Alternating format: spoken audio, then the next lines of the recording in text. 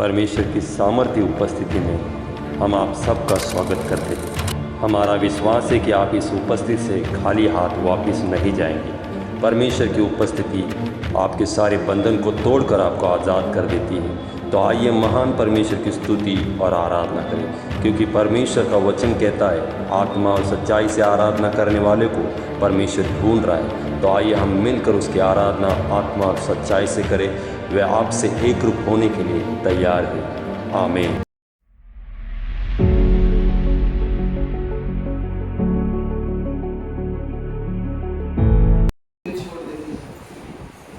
परमेश्वर का वचन कहता है मैं तुझे कभी नहीं छोड़ूंगा।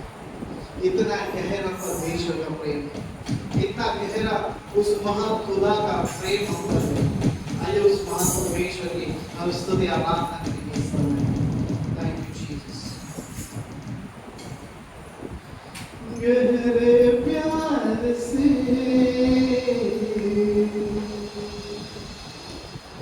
तूने प्यार किया, गहरे प्यार से तूने प्यार किया, माँ से गहरा है प्यार ये तेरा, माँ से गहरा है प्यार ये तेरा। गहरे प्यार से तूने प्यार किया, गहरे प्यार से तूने प्यार किया, माँ से गहरा है प्यार, माँ से गहरा है प्यार।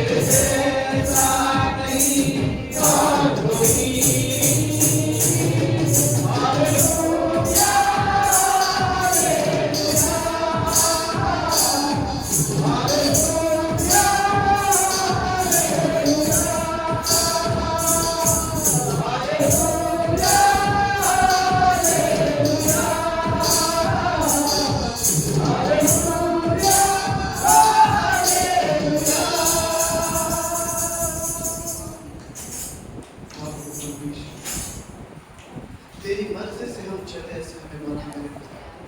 आप प्रभु आपके प्यार से प्रभु परमेश्वर आपने हमें भर दिया, ऐसे धन्यवाद। आप प्रभु परमेश्वर समुद्र से भी परमेश्वर गहरा तेरा प्रेम, समंदर से भी गहरा परमेश्वर तेरा प्रेम है राज। इस प्रेम के लिए तेरा धन्यवाद। आज के दिन के लिए तेरा धन्यवाद करते हैं। आप प्रभु परमेश्वर आज हमें इकट्ठा किए, इसलिए धन्यवाद। आगे का प्रभु परमेश्वर समय स्तुति महिमा आपको चरण में अर्पित करते हैं। Thank you Jesus, thank you. आइए जोरदार तालियां परमेश्वर के लिए, जोरदार तालियां। क्योंकि आज का दिन यहोवा ने बनाया है। कितने लोग विश्वास करते हैं? हालेलुया, विश्वास करते हैं? क्या आप उसमें आनंदित हैं? आइए हम परमेश्वर की महिमा करेंगे, क्योंकि ये दिन यहोवा ने बनाया है और हम उसमें आनंदित हैं। हालेलुया। आज का दिन यहोवा ने बनाया है, अगर उसमें आनंदित हो, आनंदित हो। आज का दिन यहोवा ने बनाया है, अगर उसमें आनंदित हो, आनंदित हो।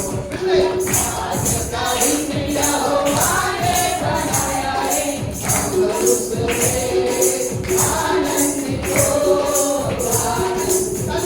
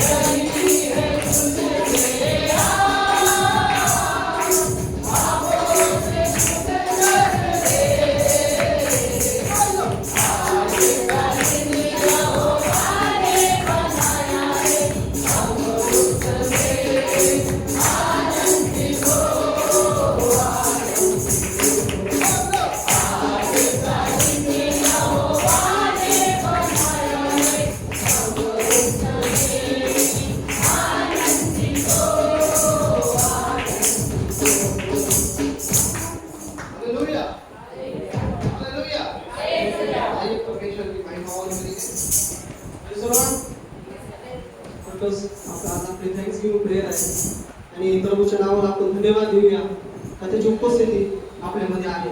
हालेलुया. आपण असं परमेश्वराची स्तुती करू. येशू तुझ्या नावाला धन्यवाद. येशू तुझ्या नावाला धन्यवाद.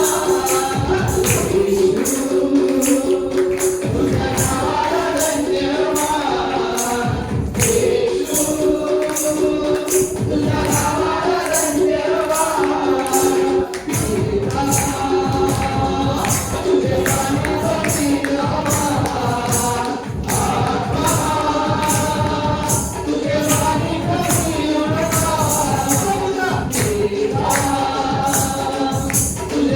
नावाला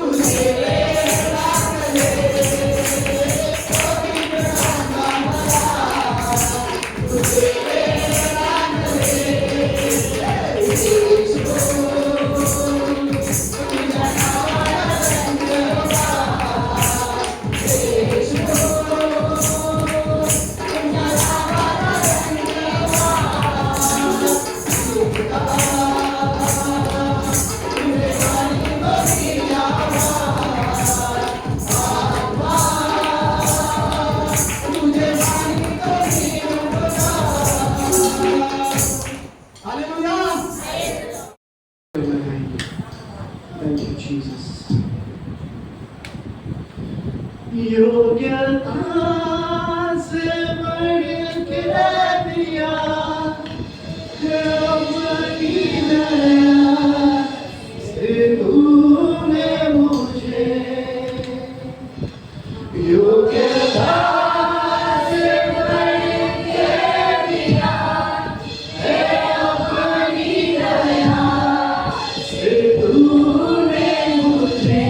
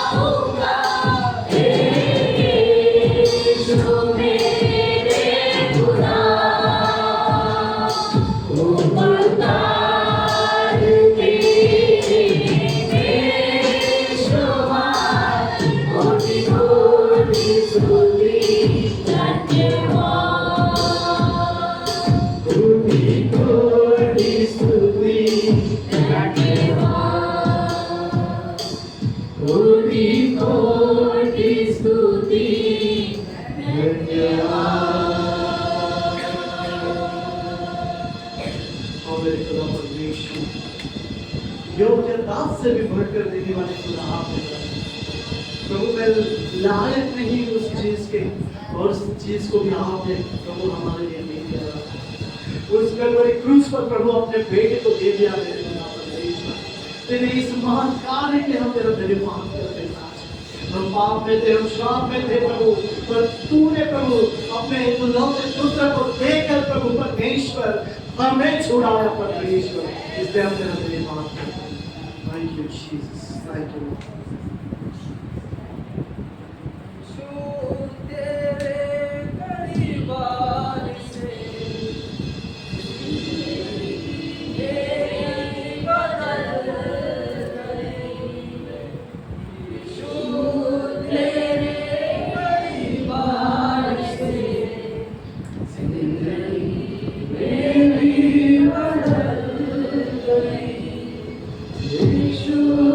तेरे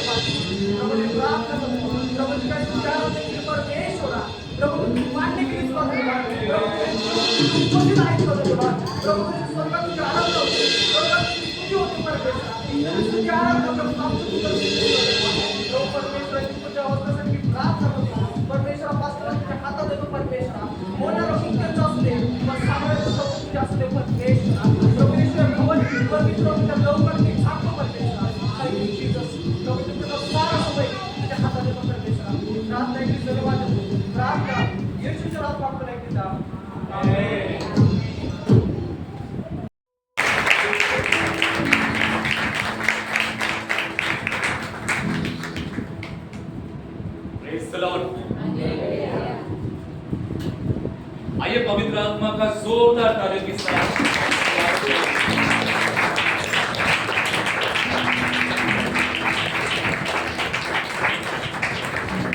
छोटे छोटे बच्चे बाहर आ जाए। हम बैठ सकते हैं परमेश्वर के हजूरी में।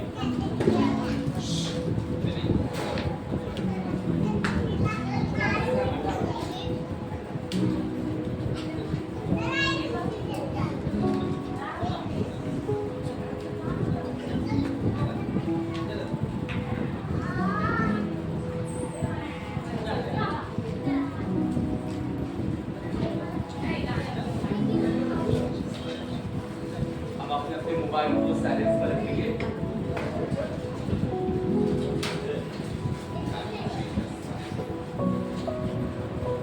पवित्र आत्मा की उपस्थिति हमारे बीच में है। दूसरा कुरिन्थियों 3:17 के साथ परमेश्वर का आत्मा हमारे बीच में है। इसमें प्रभु को धन्यवाद करेंगे, क्योंकि जहाँ पर प्रभु का आत्मा है वहाँ स्वतंत्रता है। हालेलुया। पवित्र आत्मा हमारे मध्य में है और स्वतंत्रता हमारे पास है हमारे जिंदगी में। परमेश्वर को धन्यवाद हो कि हम जीवित परमेश्वर के हजूरी में इस वक्त बैठे हैं। Hallelujah, praise the Lord. Hallelujah. हम अपने अपने बाइबल को उठाएंगे अपने हाथों में और हम घोषणा करेंगे इस वक्त, मैं यीशु के नाम से घोषणा करता हूँ, यीशु के नाम से घोषणा करता हूँ, ये मेरी बाइबल है, ये मेरी बाइबल है, मैं परमेश्वर के वचन पर विश्वास करता हूँ। परमेश्वर ने वचन में मेरे लिए जो कहा है उसके अनुसार मैं बन रहा। परमेश्वर की योजनाएं मेरे जीवन में, मेरे परिवार में पूरी हो रही है। आज का वचन मेरे लिए है, यीशु के नाम से आमीन। सब खुश है? हालेलुया। हम क्यों खुश हैं?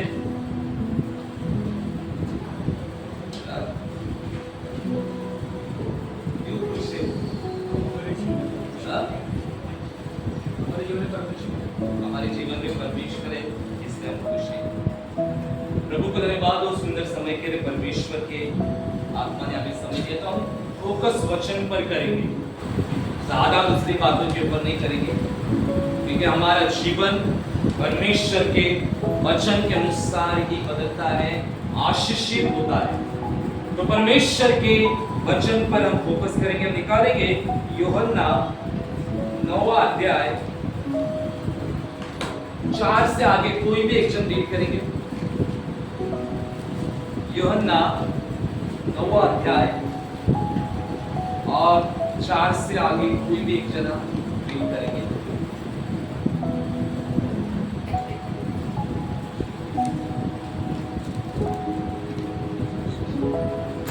जोर से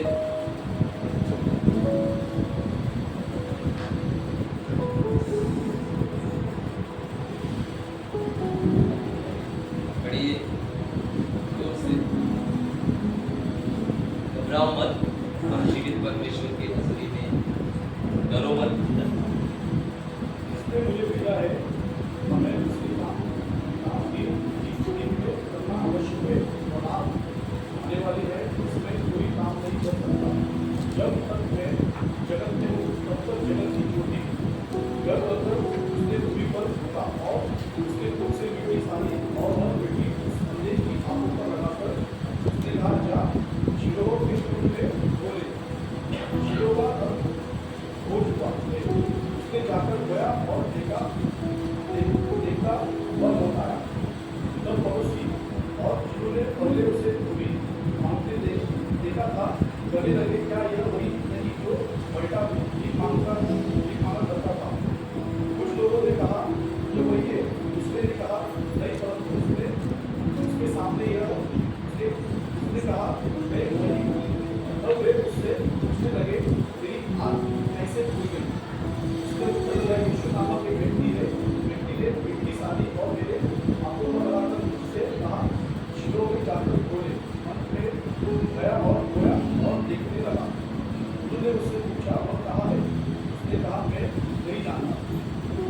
आमीन। प्रभु की स्तुति हो, प्रभु की प्रशंसा हो। आज हम जिस वचन पर फोकस करने वाले हैं वो वचन है, एक जन्म के अंधे को दृष्टि दान। हालेलुया। इस अध्याय में हम देखते हैं कि किस प्रकार से यीशु ने एक अंधे व्यक्ति को क्या किया था, चंगाई दी थी, दृष्टि आ चुकी थी, और उसका सारा जो विवरण है इस अध्याय में लिखा गया है। हम देखते हैं कि वो जन्म से अंधा व्यक्ति था, और जब यीशु के सामने उसका आमना सामना होता है, उसके बाद में ये जो चर्चा हुई हम लोगों ने जस्ट फील किए। 14वें वचन में यीशु ने कहा कि जिसने मुझे भेजा है हम उसके काम दिन में करना आवश्यक है। यीशु लोगों को बता रहा था कि परमेश्वर का काम मुझे दिन में करना है। वो रात आने वाली है जिसमें कोई काम नहीं कर सकता। जब तक मैं जगत में हूँ तब तक जगत की ज्योति हूँ। हालेलुया। यीशु ने कहा कि जगत की ज्योति मैं हूँ। यह कहकर यीशु वो अंधे व्यक्ति के पास गया और अंधे व्यक्ति के पास जाकर भूमि पर थूका। किसने थूका? यीशु ने थूका। किसके ऊपर थूका? किसके ऊपर? मिट्टी के ऊपर थूका, और थूक से मिट्टी सानी। सानी मतलब क्या?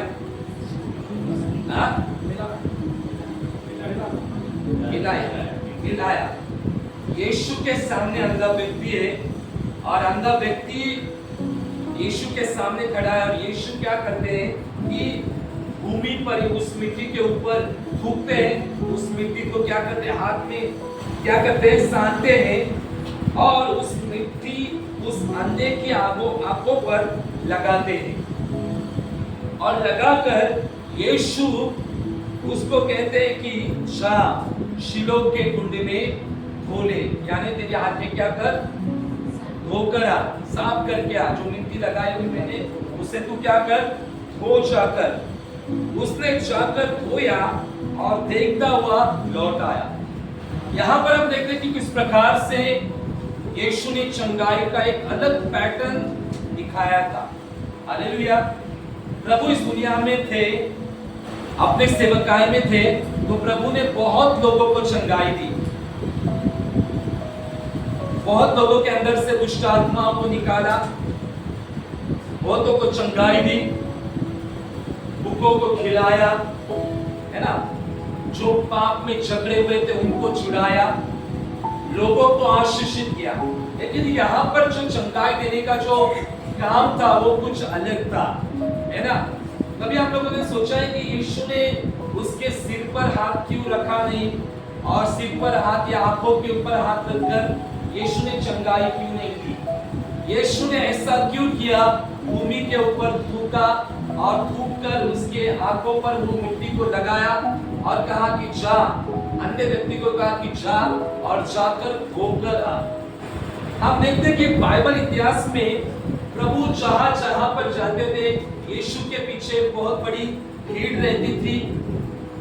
लोग यीशु के पीछे आते थे, और कम से कम 15,000 तो लोग प्रतिदिन यीशु को फॉलो करते थे। उसमें से बड़े बुजुर्ग, छोटे बच्चे, कुल मिलाकर 20,000 तक लोग रहते थे, और यीशु बहुतों को चंगाई देते थे। यानी यीशु का जो जीवन था वो बहुत ही व्यस्त था। यीशु के द्वारा बहुत लोगों को चंगाई आती थी, और लोग यीशु के पीछे जाते थे। लेकिन कई जगह पर ऐसा भी लिखा है कि यीशु ने कुछ जगह पर चमत्कार नहीं दिखाए। कभी सुना है आपने? यीशु ने कहीं जगह पर चमत्कार नहीं दिखाए। इसका रीजन क्या हो सकता है? क्या था? किसी को पता है? अविश्वास के कारण। देखो, कुछ ऐसे नगर थे जहां पर यीशु चंगाई न कर सका, क्योंकि लोगों का विश्वास नहीं था, और लोगों का विश्वास न होने के कारण वहां के लोग चंगाई को रिसीव न कर सके। इसका मतलब ये नहीं था कि परमेश्वर सिर्फ कुछ लोगों को ही चंगाई देना चाहता है और कुछ लोगों को चंगाई देना नहीं चाहता। परमेश्वर सबको चंगाई देना चाहता है। परमेश्वर सबको चंगाई देना चाहता था, लेकिन लोगों के अविश्वास के कारण वो रिसीव नहीं कर सके। हालेलुया। आज भी अविश्वास के कारण हम परमेश्वर की आशीष को रिसीव नहीं कर पाते। कुछ लोग रिसीव करते हैं और कुछ लोग रिसीव नहीं कर पाते, है ना। कुछ लोग आशीषित हो जाते हैं और कुछ लोग आशीष से दूर चले जाते हैं, और फिर हम परमेश्वर को बहुत कुछ बोलते हैं। ऐसा होता है कभी कभी होता है ना। यीशु ने बहुत सारे लोगों को चंगाई दी, लेकिन कुछ स्थानों पर चंगाई नहीं मिली। लेकिन जब इस व्यक्ति के सामने यीशु जाता है, तब यीशु मिट्टी पर थूकता है और थूककर उसको क्या करता है, मिट्टी को हाथ में लेकर मसलता है ना, और हाथ में लेकर उसके आंखों में, दोनों आंखों में लगाता है। आप सोचो, अगर एक अंधा व्यक्ति है, अंधा व्यक्ति क्या एक्सपेक्ट कर सकता होगा परमेश्वर से? अगर आप उस जगह पर होते तो आप क्या अपेक्षा कर सकते थे? कोई मोबाइल में देखेंगे, परमेश्वर के वचन के ऊपर हम फोकस करेंगे। क्या अपेक्षा करते हैं हम लोग कि डायरेक्टली यीशु मेरे आंखों के ऊपर क्या कर, हाथ रख। लेकिन यीशु ने वहां वैसा नहीं किया। कभी कभी हम लोग भी कहते हैं ना कि पास्टर हमारे ऊपर, सर के ऊपर हाथ रखे और हमारे लिए प्रार्थना करें। कभी कभी हम ऐसा सोचते हैं। इसका मतलब ये नहीं कि आपके ऊपर हाथ रखने के बाद ही परमेश्वर प्रार्थनाओं को सुनेगा। मैं कहां पर भी बाहर रहूं, पास्टर कहीं पर भी बाहर हूं, आपके लिए प्रार्थना करें, या आप स्वयं खुद घुटनों के ऊपर आकर परमेश्वर के हजूरी में प्रार्थना करें। परमेश्वर उन सारे प्रार्थनाओं को सुनते हैं, परमेश्वर प्रार्थना का जवाब देते हैं। ये हमें विश्वास करना होगा, क्योंकि हम यकीन करें या न करें, 24 घंटे के लिए पवित्र आत्मा हमारे साथ है। जो विश्वास करेगा वो रिसीव करेगा, जो विश्वास नहीं करेगा वो रिसीव नहीं कर सकता। लेकिन यीशु ने कुछ अलग ही कहने को या कुछ अलग ही वहां पर दिया, बताया। यीशु ने मिट्टी को लगाया, और मिट्टी तो लगाया, ठीक थी बात, चलो सामने मिट्टी लगाई हुई, लेकिन यीशु ने कहा अंधे व्यक्ति को, जा शिलो में जाकर क्या कर, धोकर आ। शिलो, इसका अर्थ क्या है? शिलो क्या था? क्या था?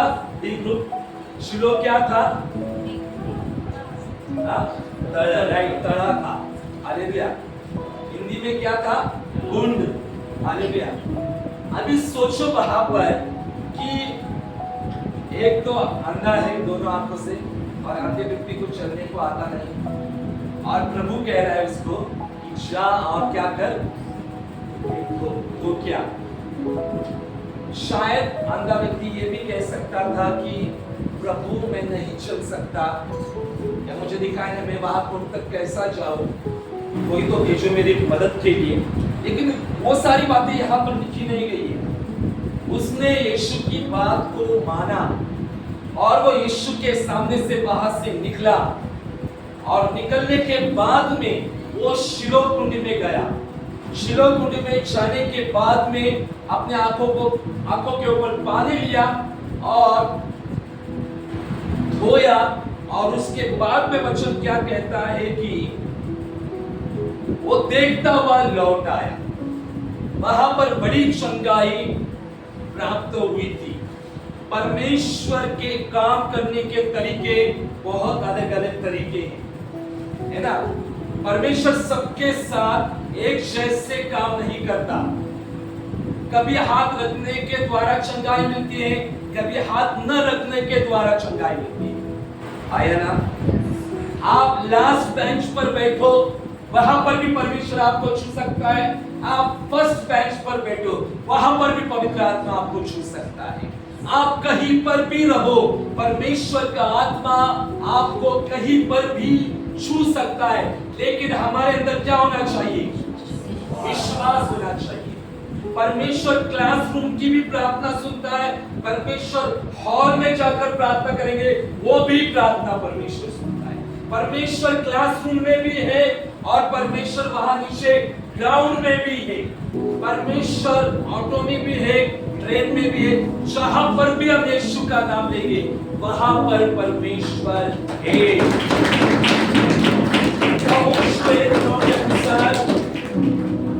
जहां कहीं तू जाएगा तेरा परमेश्वर यहोवा तेरे संग संग रहेगा। हालेलुया। मनुष्य आपके साथ हो या न रहे, लेकिन परमेश्वर आपके साथ होना बहुत जरूरी है ना। अभी मुशारी ने एक शायरी दी थी, दुनिया साथ में हो या न हो, लेकिन परमेश्वर हमारे साथ। ये एक विश्वास की बात है, विश्वास से हो कि परमेश्वर हमारे साथ हो जाए। अभी लास्ट संडे मैं नहीं था, मैं कहां पर था किसको पता है? नहीं पता है ना, लेकिन परमेश्वर यहां पर था। हालेलुया, आया ना। मैं रहूं या न रहूं, लेकिन परमेश्वर हमारे साथ होना बहुत जरूरी है और हम परमेश्वर की उपस्थिति में होना बहुत जरूरी है। हालेलुया। मैं यहाँ पर नहीं था, कितने लोग यहाँ पर थे उपस्थित? चलो पास्टर नहीं है तो हम लोग थे, पास्टर आपके साथ सब लोग थे। Hallelujah, praise God, hallelujah. प्रभु को धन्यवाद हो कि परमेश्वर महान योजनाओं को कर रहा है, परमेश्वर बड़े बड़े काम को कर रहा है। अभी बहुत आनंदित हो रहा है। हालेलुया। बताओ कि ने ऐसा हो रहा है, बताओ क्या? हालेलुया। कुछ चीजें सरप्राइज होना बहुत जरूरी है, कुछ चीजें गुप्त में होना बहुत जरूरी है ना। कुछ चीजें सीक्रेट रखना भी बहुत जरूरी है। प्रार्थना बाकी की नहीं, प्रार्थना की भी होना बहुत जरूरी होती है, क्योंकि समय आने पर परमेश्वर सब कुछ रिवील करता है, सब कुछ बाहर आता है। वो हमारे जीवन में परमेश्वर होना बहुत जरूरी है। वो अंधे व्यक्ति ने ये नहीं सोचा कि मैं अंधा हूं और किसको तो मेरे साथ में भेजो और मैं अकेला वहां पर कैसे जाऊं करके, शिलो कुंड में कैसे जाऊं करके, लेकिन उसने, उस अंधे व्यक्ति ने यीशु के पास से शिलो तक जाने का कष्ट लिया कि नहीं? लिया, मेहनत की कि नहीं? हालेलुया, सब जगे हुए हैं। यीशु के सामने से वो शिलो कुंड तक गया। शिलो का मीनिंग क्या है? शिलो का मीनिंग क्या है? शिलो का मीनिंग भेजा। क्या शिलो का मीनिंग? शिलो का मीनिंग क्या है? एक रूप हमेशा साथ रहता है। शिलो का मीनिंग बताओ।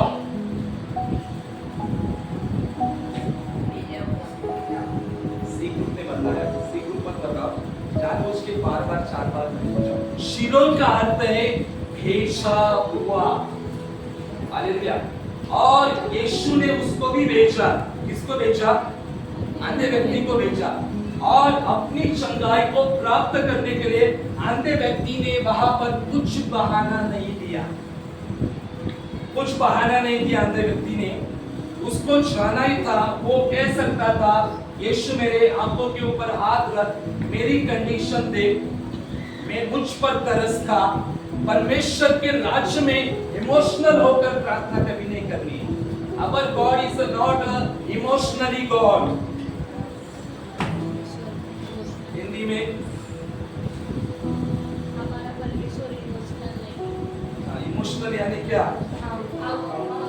How Our God is not an emotionally God. Our God is a spiritually God.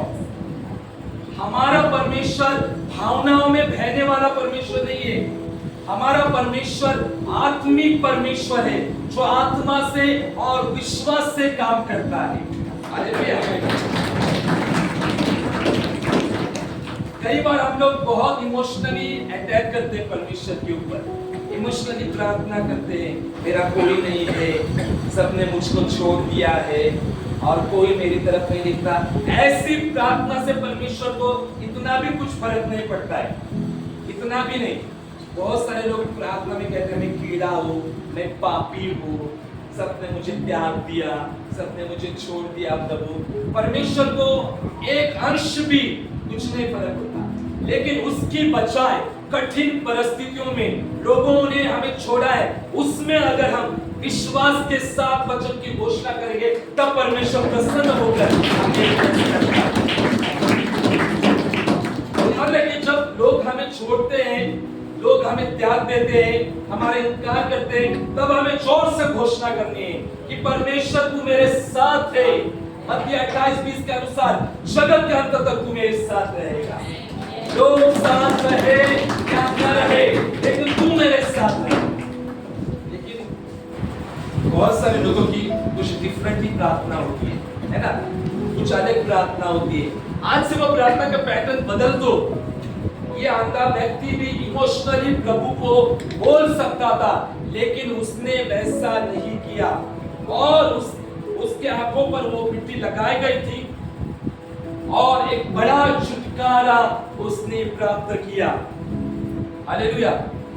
छुटकारा यीशु के पास मिला या शिलो मंदिर में मिला? कभी सोचा क्यों ऐसा हुआ? What was the purpose behind that healing?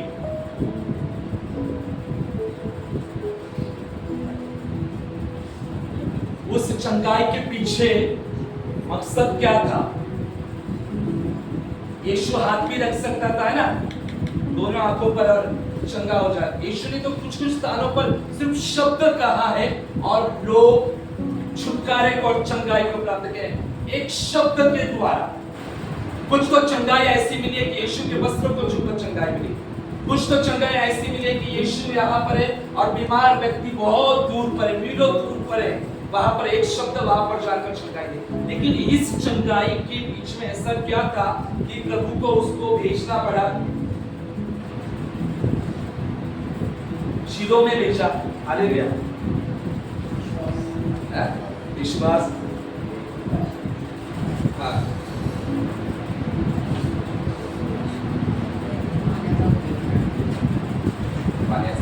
पानी का उपयोग करना चाहता है।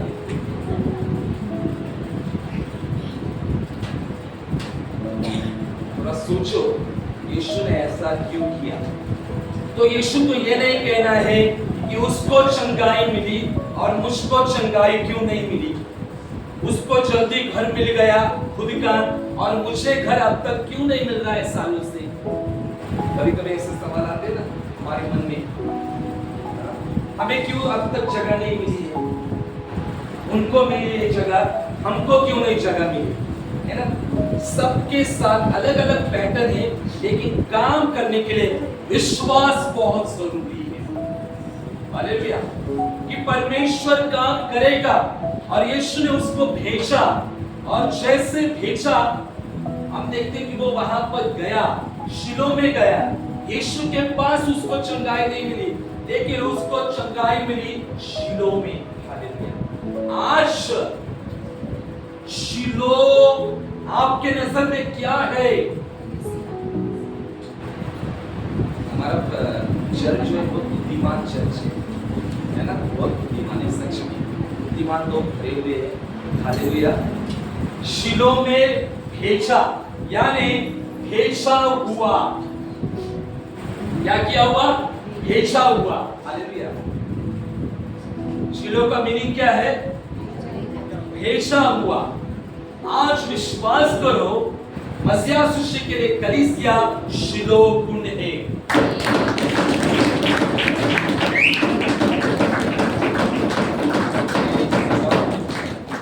और प्रभु ने आपको भेजा है यहाँ पर, आया नहीं। सिर्फ एक संडे के लिए भेजा है या चारों संडे के लिए भेजा है? अभी कुछ कहेंगे आगे उसके ऊपर, हम उसके ऊपर ही आएंगे और आपको बहुत एक्टिव करेंगे आत्मा in the name of Jesus. रुकेंगे नहीं, झुकेंगे नहीं और थकेंगे नहीं, लेकिन मसीह यीशु के लिए कलीसिया सामर्थी कलीसिया हो।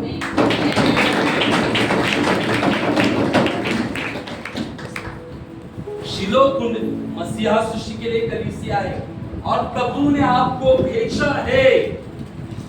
अगर आप एक जीवित कलीसिया का हिस्सा होना चाहते हो तो आपको बहुत कुछ करने की आवश्यकता है। हालेलुया। इस अंधे व्यक्ति ने क्या किया? अंधे व्यक्ति ने क्या किया? विश्वास किया और आज्ञा का पालन किया और कार्य किया और यस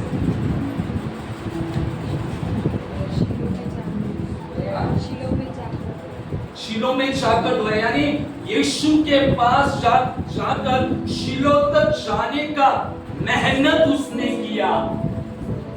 अगर आप एक बड़ा छुटकारा प्राप्त करना चाहते हैं और जीवित कलीसिया का हिस्सा होना चाहते हैं तो आपको भी मेहनत करनी होगी। आपको भी परमेश्वर के भवन में आना होगा। घर बैठकर चंगाई नहीं मिलेगी, घर बैठकर लोग नहीं बदलेंगे, घर बैठकर परिस्थितियां नहीं बदलेगी, आपको कष्ट करना होगा। यीशु ने क्रूस पर सब कुछ पूरा कर दिया है, ये सबका डायलॉग है ना? यीशु ने सब कुछ पूरा किया है, यीशु ने सब कुछ पूरा किया है, लेकिन हमें हमारे छुटकारे के लिए मेहनत करनी होगी।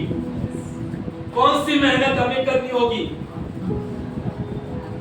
अगर जीवित कलीसिया का हिस्सा हो, मसीह यीशु के लिए कलीसिया का जीवित कलीसिया का हिस्सा हो, तो कलीसिया में आपको मेहनत करनी होगी अपने छुटकारे को प्राप्त करने के लिए, रिसीव करने के लिए। कौन सी मेहनत आपको करनी होगी? संडे को आने की मेहनत करनी पड़ेगी। ये मेहनत है वो काम पर डेली कैसे जाते है ना? तो महीने में सिर्फ 4 ही संडे आना है बस, बाकी कुछ नहीं। प्रभु कहेगा रे अगर मैं 300 दिन कलीसिया रखता तो तुम्हारी क्या हालत हो जाती है ना? थक जाते थे है ना? उधर पगार मिलता है इसलिए 300 दिन जाना मिलता है, यहाँ पर पगार नहीं मिलता है। यहाँ पर वचन से थोड़ा सा मिलता है ना, आत्मिक भोजन मिलता है। तो इसलिए सुबह की प्रार्थना रखिए 5 बजे की, कि डेली हमारी कलीसिया प्रार्थना में बनी है। Not only for 4 Sundays but every Sunday. हर रोज हमारी कलीसिया प्रार्थना में होनी चाहिए। हमारे प्रार्थना के हर एक लोग प्रार्थना में होने चाहिए। हमें प्रार्थना में रहना है। मैं भी प्रार्थना में था, मैं अभी लास्ट दिनों में मैं प्रार्थना में था। हालेलुया। बहुत प्रार्थना में, हमें भी प्रार्थना में रहना है। वो आते व्यक्ति को यीशु यहाँ पर खड़ा है और आते व्यक्ति को प्रभु ने कहा कि जा शिलो में जा, तो आता व्यक्ति आप यकीन करो कैसा गया होगा यहाँ से, मतलब उस स्थान से यीशु के पास से धीरे धीरे धीरे चलता चलता, शायद किसी ने उसको पकड़ा भी होगा, शायद किसी ने उसको पकड़ा नहीं होगा, वहां पर कुछ टेंशन नहीं, लेकिन वो गया अकेला और उसने जाकर शिलो में आंखों को धोया और वचन कहता है कि वो देखता हुआ यीशु के पास आया। याद रखो कि हमारी कलीसिया शिलो कुंड है और परमेश्वर ने आपको भेजा है उस व्यक्ति के समान। आपको छुटकारा शंगाई केवल कलीसिया में ही मिल सकती है। ये प्रभु ने मुझे लास्ट वीक में सिखाया। हालेलुया। जब मैं गोशेन में था, इसको पता है गोशेन? नहीं पता? पता करो बात। पवित्र आत्मा ने सिखाया कि जीवित कलीसिया का हिस्सा लोगों को बोल दे। आज मेंटरशिप की प्रार्थना है जो लास्ट में होगी और ये मेंटरशिप का ही वचन है आज कि हमारे कलीसिया के हर एक लोग जीवित कलीसिया का हिस्सा होना चाहिए। आप लोग कहेंगे हम तो जीवित कलीसिया का हिस्सा है, हम कलीसिया में आते हैं। कलीसिया में आना ही पर्याप्त नहीं है, मेहनत कौन सी करनी चाहिए वो आपने बताई नहीं। एक ने बताया सिर्फ आने की मेहनत, दूसरा बताइए प्रार्थना, मध्यस्थी, विश्वास, हाँ राइट, ये राइट, उपवास, ये इसमें लिखा मतलब वचन का हिस्सा है। आपको मेहनत करनी होगी जीवित कलीसिया में हिस्सा बनने के लिए। सिर्फ संडे को आकर जाना बस हो गया, अभी हमारा कुछ का लेन देन नहीं है। जीवित कलीसिया का हिस्सा जब हम बनते तब हम महान छुटकारे को प्राप्त करते हैं। तो हमें कौन सी मेहनत करनी है? वो अंधा व्यक्ति ने मेहनत की, शिलो कुंड में जाने की, उसने मेहनत की, आपको भी मेहनत करनी है। समय देना चाहिए। प्रार्थनाओं की मेहनत, कितने जन प्रार्थना करते हैं डेली? फिर अपने महान छुटकारे के लिए बोने की भी जरूरत है। कितने लोग बोते हैं? बोने वाले हाथ। ये प्रभु ने मुझे सिखाया, ये मैं जो मुझे पवित्र आत्मा ने बताया वो मैं आप तक पहुंचा रहा हूँ। प्रभु ने मुझे कहा 4 कलीसिया के हर एक लोगों को बता कि जब तक वो जीवित कलीसिया का तब तक हिस्सा नहीं बनेंगे, जब तक वो प्रार्थनाओं में, बोने में, उपवास प्रार्थना में, दर्शनों में सहभागी नहीं होते। अभी देखो यहाँ पर कितने लोग प्रार्थनाओं में हैं, कितने लोग परमेश्वर के लिए बोलते हैं। अगर आप बोलते नहीं तो आप अभी तक जीवित कलीसिया का हिस्सा नहीं और आप महान उस छुटकारे को प्राप्त नहीं कर सकते। ये मैंने अपने मन से नहीं कहा, ये पवित्र आत्मा ने मुझे कहा बता जाकर आज डिसाइड करो कि प्रभु मैं जीवित कलीसिया का हिस्सा हूं। मसीहा सृष्टि के लिए कलीसिया एक जीवित कलीसिया है और उस कलीसिया का मैं हिस्सा हूं। उस व्यक्ति ने यीशु के पास से शिलो कुंड तक गया। हमें भी मेहनत करनी होगी, प्रार्थनाओं की, बोने की, उपवास की, कलीसिया के दर्शन में रहने की। सिर्फ संडे आप लोग, कुछ लोग संडे आते हैं, बहुतों को मंडे की प्रार्थना नहीं पता, बहुतों को उपवास प्रार्थना नहीं पता, है ना, मध्यस्थी प्रार्थना के बारे में नहीं पता। संडे आने का बस लास्ट वीक महिला का दिन है, 7 दिन का, सिर्फ उसी 7 में महिला हमको अटेंड रहना है। फिर बाकी के जो 24 दिन है हमको कुछ लेना देना नहीं सुनना, है ना, आया ना? ऐसा नहीं, अभी तक आप फिर हिस्सा नहीं हो परमेश्वर की कलीसिया का। यीशु ने तो छुटकारा दिया है क्रूस पर, लेकिन मैं उस छुटकारे की बात नहीं करता हूं। मैं इस दुनिया में हम लोग जो फाइनेंस में छुटकारा चाहिए, हमें बिजनेस में छुटकारा चाहिए, आया ना, नौकरी में हमें वो चाहिए छुटकारा। कैसे मिलेगा? जब हम हिस्सा बनेंगे। यीशु ने यहाँ पर ये पैटर्न दिखाया था कि जाओ, मैंने भेजा है, तुम्हें मेहनत करनी होगी, चंगाई के लिए मेहनत करनी होगी, आशीष के लिए मेहनत करनी होगी। जब तक हम प्रार्थनाओं में, बोने में, उपवास में, दर्शनों में सहभागी नहीं होते, हम उस महान छुटकारे में नहीं जा सकते। इसलिए प्रार्थना के बारे में यीशु ने मत्ती 5-6 अध्याय में क्या कहा, किसको पता है? लास्ट की प्रार्थना के बारे में कुछ था ना वचन, यीशु ने क्या कहा प्रार्थना के बारे में, किसको पता है? और गुप्त में प्रार्थना के वक्त में क्या कहा यीशु ने? अभी यहाँ पर आप ध्यान से देखो, मैं जस्ट रीड करूंगा, बाद में आप भी रीड करो। मत्ती 6वां उसका 5 कोई भी जोर से पढ़े।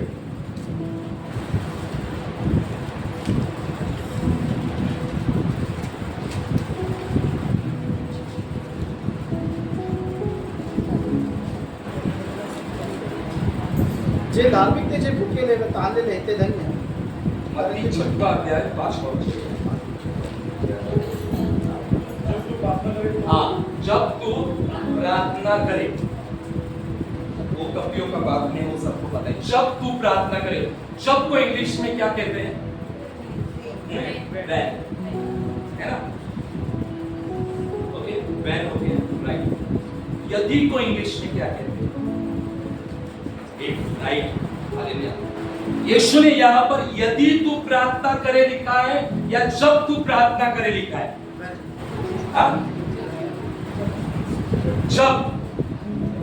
जब और यदि में क्या फर्क है, कोई मुझे बताओ। यदि मतलब क्या?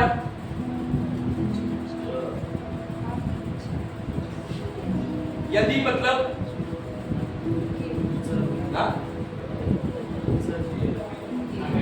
यदि किया तो किया, कभी कभी, लेकिन जब का मतलब करना ही है, हमें करना ही होगा। यानी प्रार्थना हमारे जीवन का श्वास है, हमें प्रार्थना करनी ही होगी। हालेलुया। नहीं, मैं जगा रहा हूं। पापा यस, ताली बजा सकते हैं पवित्र आत्मा के लिए। प्रार्थना के लिए यीशु ने इफ नहीं कहा, यदि नहीं कहा। प्रार्थना के लिए यीशु ने जो शब्द का उपयोग किया है वो क्या शब्द, यानी हमें कंपल्सरी प्रार्थना करनी होगी प्रतिदिन, प्रति भोर को। 16वां वचन कोई भी वचन कर रीड करो।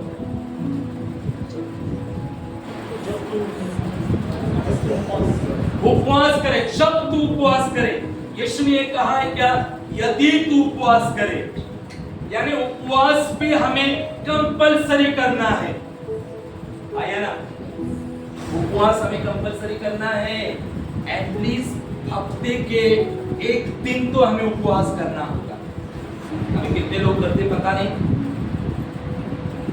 महीने के हमारे 3 दिन के लास्ट उपवास होते हैं, है ना? अभी हम लोग बहुत उपवास में जाने वाले हैं।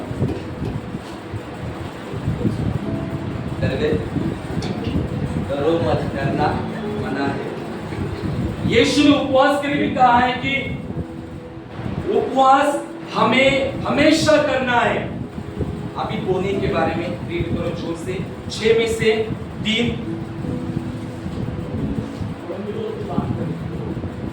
जब तू दान करे, यहां पर लिखा है इफ यू सॉ लिखा है या यदि तू दान करे लिखा है? नहीं, यानी हमें परमेश्वर के भवन में कंपल्सरी बोलना होगा, तब छुटकारा पास है। देखो याद रखो ये 3 बातें हमेशा, हमें कंपल्सरी बोलना होगा। छुटकारे के लिए बहाना नहीं चलेगा। अंधे व्यक्ति ने बहाना नहीं दिया कि मैं चल नहीं सकता, मुझे दिख नहीं रहा है। यीशु ने कहा है मुझे जाना। अगर यीशु ने कहा है मुझे प्रार्थना करना तो मुझे प्रार्थना करना है। अगर यीशु ने कहा है मुझे बोना तो मुझे बोना होगा। और यीशु ने कहा है कि उपवास करना है तो मुझे उपवास करना ही होगा। अगर आप उपवास करोगे तो आपके परिवार में बड़ा छुटकारा आप देखोगे। क्या यकीन कर सकते हो क्या 1-2 संडे आने वाले लोगों के परिवार में परमेश्वर बड़ा काम कर सकता है? कर सकता है? नहीं कर सकता। चलो किसी को बहुत कुछ प्रॉब्लम होता है काम का, वो अलग से बात है, वो अलग बात है। लेकिन मैं आपको बता रहा हूं जो पवित्र आत्मा ने मुझे बताया, यदि और अगर और जब, यदि में से अगर होता है कोई भी बात नहीं चाहिए। हालेलुया। तो महान छुटकारे के लिए आपको क्या करना है? क्या मेहनत करनी है? प्रार्थना, दूसरा उपवास, तीसरा होना, फिर दर्शनों में सहभागी होना, संडे में आना। इसकी मेहनत आपको करनी होगी। छुटकारा आसानी से नहीं मिलता है। छुटकारे के लिए मेहनत करनी पड़ेगी आपको। घर बैठकर आपको छुटकारा नहीं मिलेगा, आपको उसके लिए मेहनत करनी होगी, विश्वास में प्रार्थना करनी होगी। हमारा युद्ध शरीर मांस से नहीं है, हमारा युद्ध किसके साथ है? आत्मिक सेना के विरुद्ध में है। तो प्रार्थना में हमें युद्ध करना है, प्रार्थनाओं में हमें रहना है, तब परमेश्वर हमें ब्लेस करेगा। वो छुटकारे के लिए परमेश्वर हमें बहुत आशीषित करेगा। यीशु के पास भी जब परीक्षाएं आए तब यीशु ने भी सामना जो वचन से किया, क्योंकि यीशु जो था वो प्रार्थना का जीवन जीता था। यीशु के पास भी परीक्षाएं आई, है ना? आई कि नहीं? कौन सी परीक्षा आई? पत्थर की क्या बना? रोटी बना। फिर दूसरी परीक्षा कौन सी थी? अपने आप को यहाँ से इस ऊंचे स्थान से नीचे गिरा दे, तो तू पुत्र है परमेश्वर का, तो स्वर्गदूत आकर तुझे उठाएंगे। और तीसरा, मेरा नमन कर, मैं सब कुछ तुम्हें देता हूं। यानी यीशु के पास तीन चीजें आई थी। पहली चीज थी लालच, है ना? आई थी ना? सॉरी, पहली थी भूख। भूख कैसी भूख थी? वो पेट की थी, लेकिन शरीर की थी ना, शारीरिक भूख थी, है ना? शारीरिक भूख। दूसरा क्या था? दूसरा था लालच था, है ना? लालच था। तीसरा जो था वो घमंड था। ये तीन चीजें आई थी। यानी यीशु के सामने ये तीन चीजें कैसे आई? देखो, जब यीशु को कहा कि उस ऊंचे स्थान पर तू क्या कर, नीचे ढलान कर, वहां पर शैतान दिखा रहा था तू परमेश्वर का पुत्र है क्या? परमेश्वर का पुत्र है क्या? तो यीशु वहां पर घमंड में आकर कह सकता था, मैं परमेश्वर का पुत्र हूं और परमेश्वर मुझे पकड़ेगा, परमेश्वर मुझे ये करेगा, परमेश्वर मुझे वो करेगा, वो कह सकता था। लेकिन यीशु ने वैसे जवाब नहीं दिया। तीसरी बात थी, कौन सी थी? मैंने बताई, लालच। तूने मुझे नमन कर, तू मुझे और ये सब कुछ तेरा हो जाएगा। तीन चीजें कौन सी मुझे बताओ फिर से एक बार। पहली कौन सी थी? शारीरिक भूख, यानी पाप हम समझेंगे, है ना? आज लोग शरीर के पीछे बहुत पड़े हुए संसार में, है ना? शरीर, खाना भी, और बहुत शारीरिक चीजें जो आप समझ जाओ। दूसरी कौन सी बात कही? लालच। और तीसरी, अभी तीन बातों को हटाने के लिए हमें क्या करना होगा? अगर लालच हमें दूर करनी है तो हमें क्या करना होगा?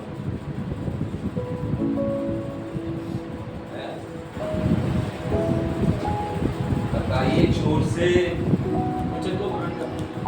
लालच से दूर होना होगा तो हमें क्या करना होगा? चलो मैं एक ग्रुप से स्टार्ट करता हूँ। यूथ कहाँ पर है? सब बाहर क्यों है आज? यूथ सब कहाँ पर है? बाहर क्यों है? तो किधर है? हाँ, चलो मुझे बताओ, हमारी जिंदगी में से लालच दूर होने के लिए हमें क्या करना है? प्रार्थना करनी है। बी ग्रुप,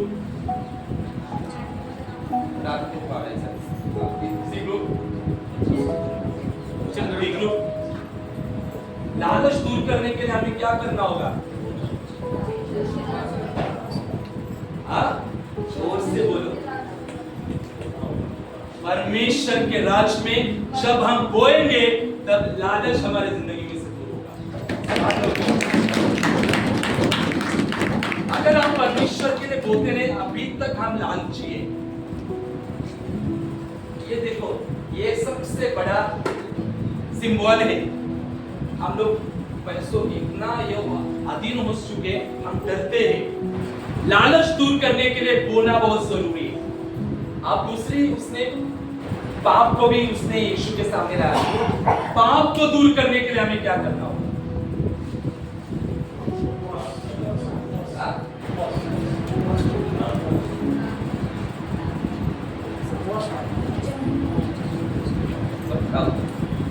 अभी घमंड भी आने वाला है। घमंड लोग मतलब हम लोग को घमंड ही नहीं है, परमेश्वर ने हम लोग को ब्लेस किया। पाप जो है शरीर पाप, यीशु ने कहा था ऐसी चीजों को दूर करना है, पाप जो हटाना है हमारे जिंदगी में।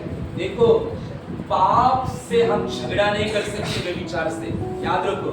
यीशु ने हमें व्यभिचार से झगड़ा करने को नहीं कहा, हमें व्यभिचार से क्या करना है, भागना है। अगर हमको पता है अरे व्यभिचार वहां पर है तो वहां से हमें भागना है, लेकिन मैं व्यभिचार का सामना करूंगा, मैं लड़ूंगा, मैं जाऊंगा और उस लड़की को मैं बात बोलूंगा और लड़के को बोलूंगा, आप वहां गिरेंगे। दूर रहो, आपको पता है वो लड़का आपके लिए सही नहीं है, वो लड़के आपके लिए सही नहीं, परमेश्वर की ओर से भागो उधर से। पाप को दूर करने के लिए उपवास करना जरूरी है। तो क्या पाप का अभी घमंड को दूर करने के लिए क्या करना होगा? या आप इसके पास घमंड है क्या?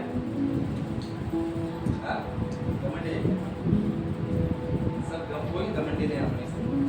Praise God, hallelujah. प्रभु का धन्यवाद कि हम लोग कोई भी घमंडी नहीं है। सब लोग एक दूसरे को प्रेज गॉड करते हैं ना जाने के वक्त में, तो हम लोग घमंडी नहीं है। याद रखो ये सिंबल है।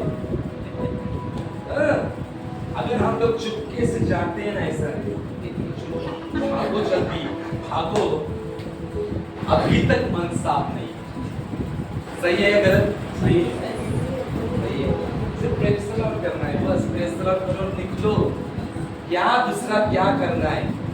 आज देखा वो प्लेन में 241 आई थिंक, या और वो होटल के वो भी कुछ गए 270 गए वो लोग। कभी सोचा था उन लोगों ने ऐसा होगा? तो इस दुनिया में प्रार्थना में रहो, सबके साथ आनंद के साथ रहो, खुशी के साथ रहो और परमेश्वर की इच्छा पर चलो।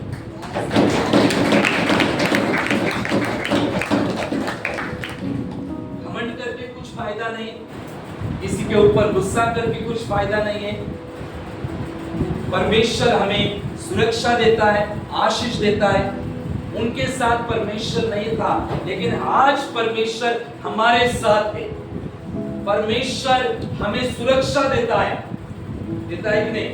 परमेश्वर सुरक्षा देने वाला परमेश्वर है।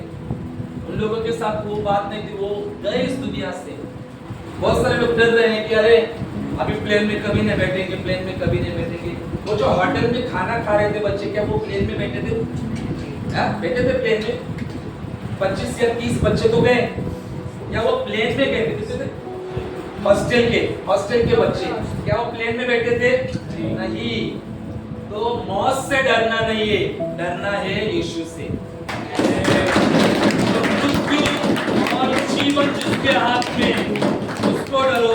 उसके हाथ में हमारा जीवन है और वो हमें दीर्घ आयु से तृप्त करता है, क्योंकि उसका वचन कहता है कि मैं तुझे दीर्घ आयु से तृप्त करूंगा। दुर्घटना से नहीं जाएंगे, दीर्घ आयु से। परमेश्वर का वायदा है, और ये प्रभु ने कहा है कि मैं तुझे दीर्घ आयु से तृप्त करूंगा। तो दीर्घ आयु से तृप्त करने के वचन के लिए हमें मेहनत भी करनी होगी। आप लोग कहेंगे प्रभु ने कहा है दीर्घ आयु से तृप्त होगा तो मैं आराम से 90 साल जीऊंगा। नहीं, दीर्घ आयु से तृप्त होने के लिए हमें मेहनत करनी होगी, रोज घोषणा करने की, रोज प्रार्थना करने की, परमेश्वर के हजूरी में बने रहने की। तब वो मेहनत सफल होगी और हम छुटकारे की प्राप्त करेंगे, है ना? बहुत सारे लोग कहते हैं अरे पास्टर ने भविष्यवाणी की थी, अभी तक पूरी नहीं हुई भविष्यवाणी, है ना? भविष्यवाणी पूरी नहीं हुई, भविष्यवाणी पूरी। उस भविष्यवाणी के लिए आपने मेहनत की क्या? है? पास्टर झूठ नहीं है, और किसमें है? हमें है। 3 दिन उठने का और 4 दिन सोने का, फिर कभी 2 संडे आने का, 3 संडे नहीं आने का, फिर बाद में लगा भविष्यवाणी नहीं पूरी हो रही, भविष्यवाणी नहीं पूरी, चलो उस चर्च में जाएंगे, इस चर्च। आप किधर भी जाओ, आप किधर भी जाओ, जब तक आप स्वयं बदलते नहीं तब तक कुछ होगा नहीं। कलीसिया कितनी भी बदलो, कुछ होगा नहीं।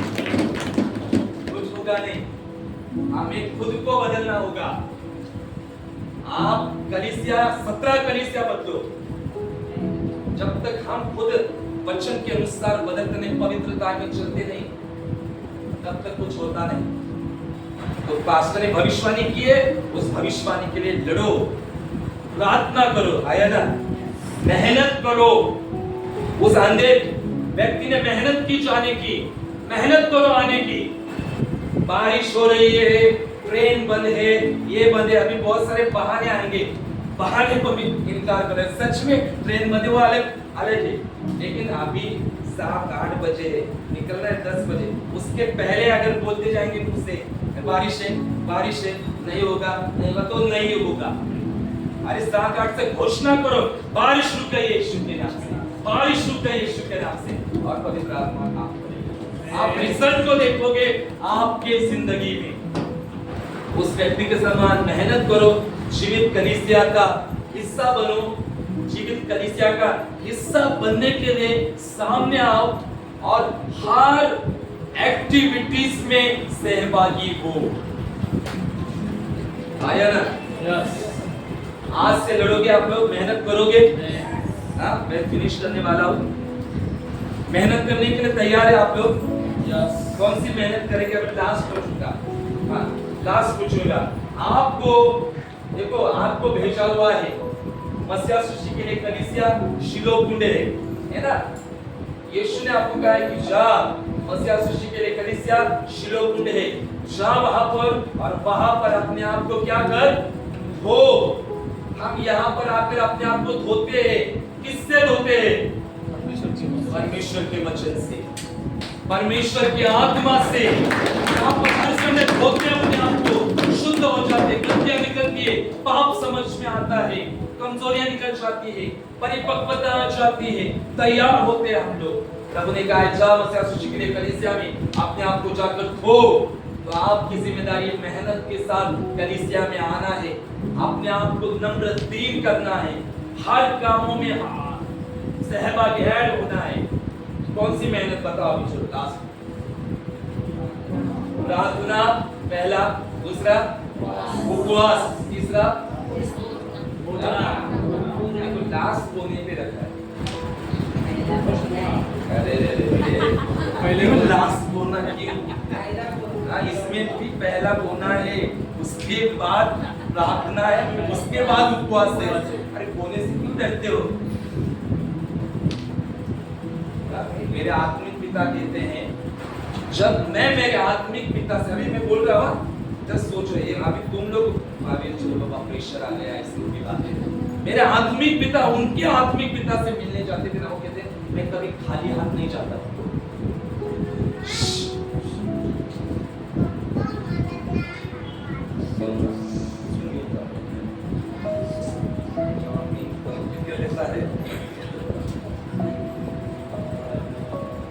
हालेलुया।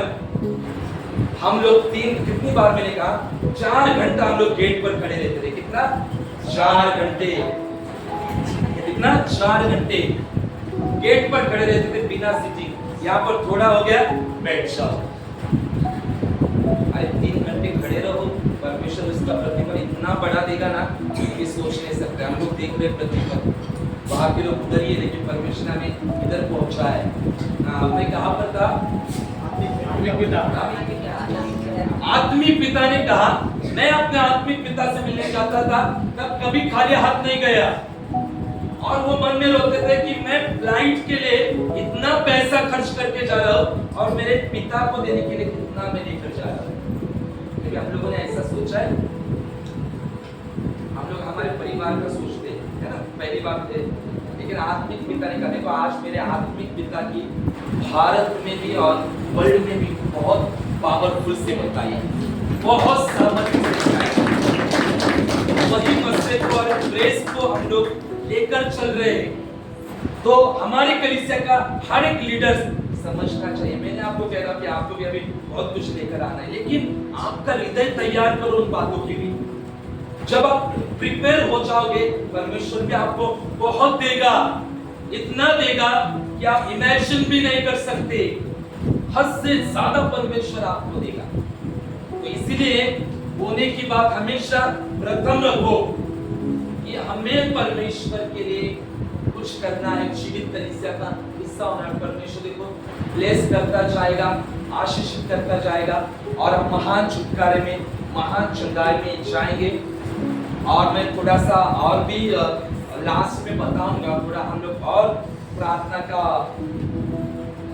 मौसम में जाएंगे, ज्यादा प्रार्थना में जाएंगे।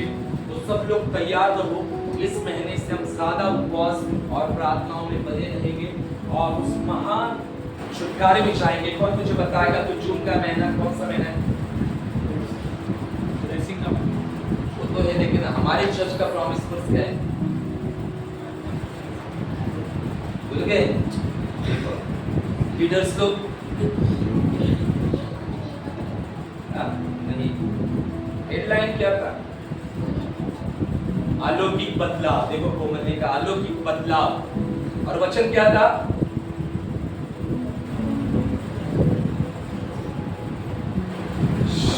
अभी मत व्हाट्सएप चेक करो, प्रभु देख रहा है। प्रार्थना में बढ़ने का ऐसा ही है, मतलब कंफर्म नहीं है, कंफर्म रहो जिंदगी। वचन क्या है? देखो आपको जून के महीने का वचन घोषणा नहीं कर रहे आप लोग।